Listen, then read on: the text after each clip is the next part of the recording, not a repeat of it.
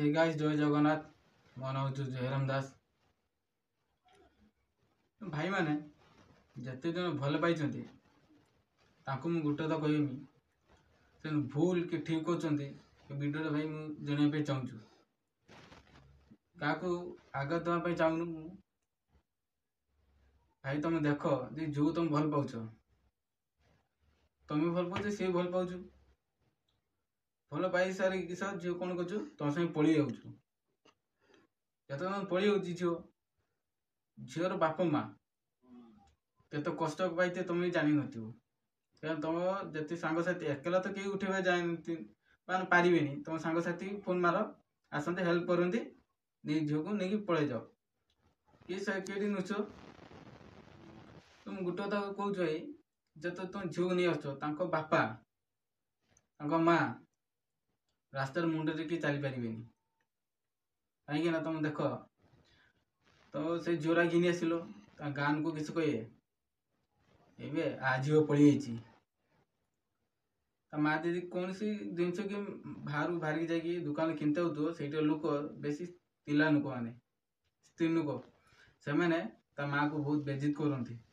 आ झील पड़ी आम झील होता ना कहीं किसी कथा नहीं कि पिटी था गाड़ी था बुझे था से झील को बुझेला माँ से झील पलैला तथा बाप को जो से प्रश्न तो आप जो आप आखि लुह बाहरी पड़ो थाना जाती झी किस ना मुझे आसम रही झीर जो घर रुए बापा माँ कि जिनस अभाव रखती सब जिन दिखती गोटे फ्रीडम दरकार झील मानक जी पचर पैसा खर्च कर गोटे पुओ दरकार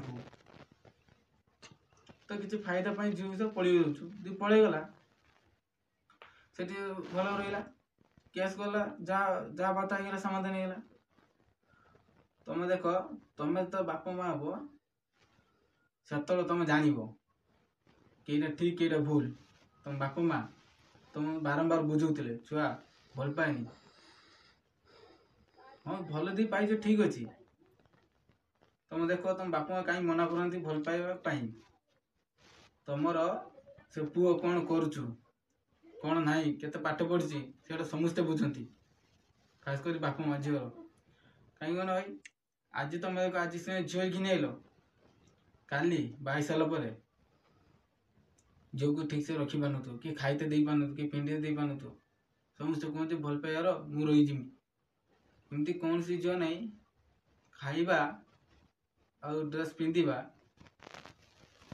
आ बुलते जावा एमती ना कि जगार से झील एमती रही छाड़ी पड़ी जाती झील मैंने तुम देख आगे इनकम पैसा पुओ केत कमाऊँ जेठी जीव देख झील घर पचारती पुओ केत कमाऊँ ये चाकरी कर कंपानी रही कौन कम करते पाठ होती ये सब पचारती पचार सारापर डिटेल ले सारापर झील दिखती तुम्हें से टाइम तो तुम तो झील घिनी आस तुम तो बापा तुम जान से कष्ट तुमको जना पड़ो से भाव मो बाप माँ जहाँ कहते ठीक कथा कहते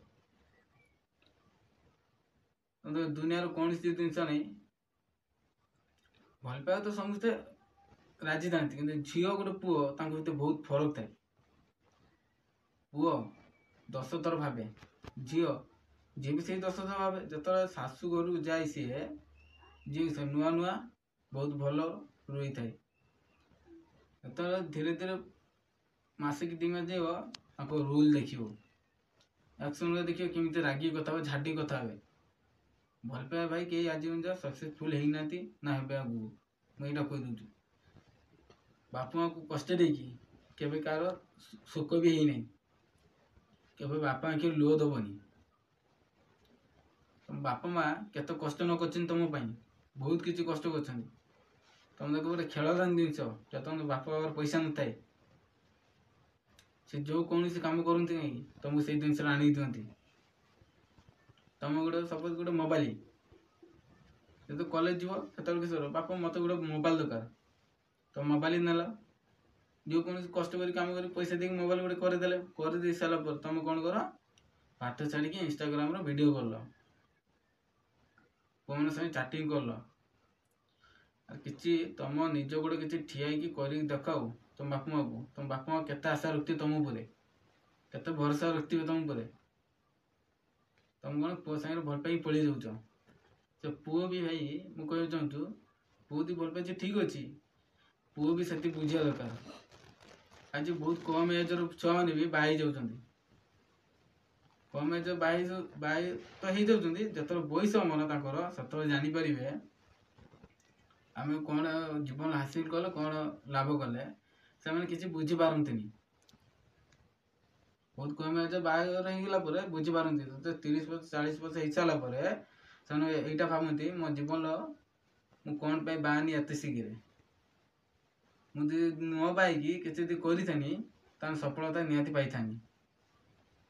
କିଛି ଗୋଲ୍ ଉପରେ ଯଦି ଫୋକସ୍ କରିଥାନି ତାହେଲେ ପାଇଥାନ। ତମେ ଆଜିକାଲି ଦେଖ ଭଲ ପାଇକି ଛୁଆମାନେ ପଳେଇ ଯାଉଛନ୍ତି।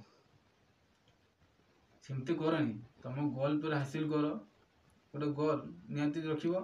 ସେଟା ହାସିଲ କରିବ। ଚାକିରି କି କମ୍ପାନୀ ଯେକୌଣସି ରହିଗଲ, ଝିଅ ତା ବାପା ମା ତମକୁ ଝିଅ ଦେଇପାରିବେ। କେମିତି ଚାକିରି ପୁଅ କ'ଣ କରୁଛି ନା ଚାକିରି ଅଛି ନା ପୁଅ ଭଲ ଅଛି, ତା କ୍ୟାରେକ୍ଟର ଦେଖି ଦିଅନ୍ତି ଝିଅକୁ।